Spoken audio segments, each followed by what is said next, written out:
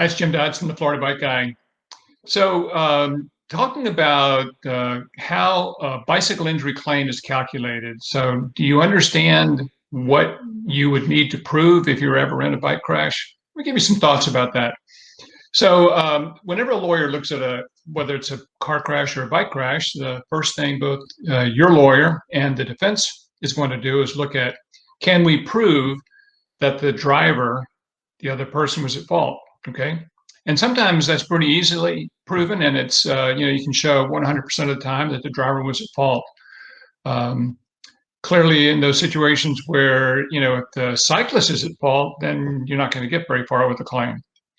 But many times we have a problem where the defense is arguing that the cyclist maybe did not do what the law requires, and they're arguing some comparative fault. So in Florida, you can compare the fault of the driver with the fault of the victim, if there is any. A good example might be you're on a trail, the cyclist comes to a stop sign but doesn't completely stop.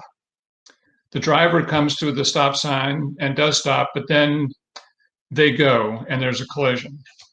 The problem for the cyclist might be that they didn't stop. And I understand, it's so common for people to roll through a stop sign, not come to a complete stop. The problem is when you look at those situations under the white, bright light of the law, then it gets a little bit more dicey. So it's always important to follow the law. But if they can put some fault on the cyclist successfully in their view, or that they think they'd be successful in arguing that to a jury, then that's going to minimize or cut down the percentage that they think they would have to pay you. So if they can prove that the cyclist was 25% at fault or 20% at fault, it will just reduce the claim by that percentage. So following the rules and doing what we're supposed to do has some real life, real world consequences for us when the unexpected happens and there's a crash and they're examining closely what we did or did not do. The other thing is looking at the injuries that someone has. So obviously the biggest single factor, probably other than who is at fault in evaluating a cycling injury, is like, what are the injuries? How serious is it? What treatment was required? How long will the person need treatment? Will they be limited in their activities in the future? And what are the expenses or the treatment that will be required to maintain them in their current position, or something that may be required in the future? I'll give you a good example. So a cyclist is involved in a crash. They have a knee injury. They have surgery, but the injury to the knee affected the joint surfaces of the knee. If the doctor is willing to testify that the joint surface will lead to post-traumatic arthritis, that can be all of its own an entirely additional component of the harm that the cyclist suffers from this knee injury, which was, let's say, a fracture with surgery. But a year from now, that person is going to be dealing with post-traumatic arthritis, which has its own big panorama of treatment options, depending on how it's affecting someone. And that can go all the way up to total knee replacement. So we look very carefully in terms of the value of someone's claim, not only to what happened immediately and the treatment that's required, but what will the future require? In our cases any case involving a fracture that involves any chance that the surface of the joint was affected, we try in every case to have a personal conversation with the doctor to see if they will give us an opinion that more likely than not, the person will develop post-traumatic arthritis. Because if it's likely to develop, we darn sure want to capture that information as part of the claim and include it in our calculations of value. Okay. Another big aspect of this is the cost of your treatment. Many times it is so common for people to have any kind of a serious injury where you go to the hospital or you have a surgery and you get let's say you get a hospital bill of $100,000, like, holy smokes. If you have health insurance, Medicare, private health insurance, PIP, to the extent that it pays, that $100,000 bill is probably going to be reduced down to say, let's say 35,000. Let's just pick a number. So out of that big bill of 100,000, the insurance company will probably pay maybe 30, depending on the nature of what's going on, 30% of the bill. The rest of it will be written off typically. And what we value the claim to be is how much we owe the insurance company out of the settlement. Then we look at what does the future hold. So what I'm saying is the total value of the surgery of 100,000 is important in sort of putting the context of the surgery where it should be. But in terms of the money that will be required to settle your case and which will affect what you take home in your pocket is what you owe the insurance company. And bear in mind that if you're represented by a lawyer, typically we will get what you owe to the insurance company reduced by 20 or 25%. Medicare might be a third. So you're going to get typically a kind of a double step down in terms of what you have to pay back out of the settlement amount, which is what anyone is concerned about at the end of the day. The other thing we have to take into account is what does the future hold in terms of future medical treatment, and how much will that cost, and who is going to pay for it. I always tell people, let's say you have an injury. I had a conversation with a client yesterday on this very topic. The client saw a doctor. The doctor says you're going to need a surgery in 2 to 5 years. And so how does that affect the value of their claim? I always tell people, remember that you have a life and you have a claim, but the decisions you make in your life will affect your claim, right? So in a situation where someone has been told by a doctor that they will need surgery in the future, I owe my client an explanation so that they understand that if you settled your claim today with a recommendation that you will need surgery in the future, for instance, no insurance company is going to pay you today as if you already had that surgery. They won't do that because many of them believe you'll never have it.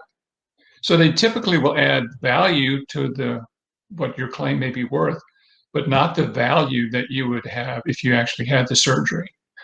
So what I don't want to have happen to a client is we settle their claim and then they have surgery. So if you're having consideration of having surgery and there is insurance to cover all of this, then for the claim purposes, you're much better off having the surgery and then settling your claim. Even though it drives up the medical expenses, typically the value of the claim is going to be driven much beyond the cost of actually having the procedure. So I hope that makes sense. These are things that we go over in great detail with our clients to make sure they understand the sequencing of this. And then the big looming question behind every claim, and one of the first questions lawyers ask their clients is kind of like, what is the insurance? What insurance was on the driver, and what insurance do you have that might contribute to helping this claim get paid?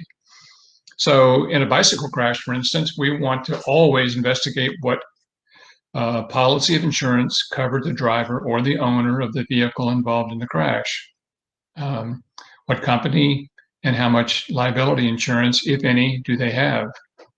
Then the question would typically be, do you have uninsured or underinsured motorist coverage on an auto policy in your name, or perhaps in the name of a family member with whom you reside?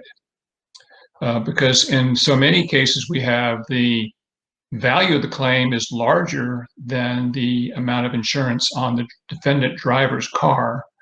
And we need to look to the uninsured or underinsured portion of any policy that might be available to our client to help fully pay, hopefully, the full value of the claim. We've got a lot of information on our website about uninsured motorists and why it's so important. I think personally, it's the most important insurance any cyclist can have on their automobile when they're riding a bicycle, because it protects you on your bicycle from being hurt by a vehicle driver that had no insurance or not enough insurance to pay the full value of their claim. I talk to people from time to time who well, two things. A lot of people think, hey, what lawyers do isn't that complicated. I can settle this on my own. I don't need to pay a lawyer, whatever the fee is that the lawyer might charge.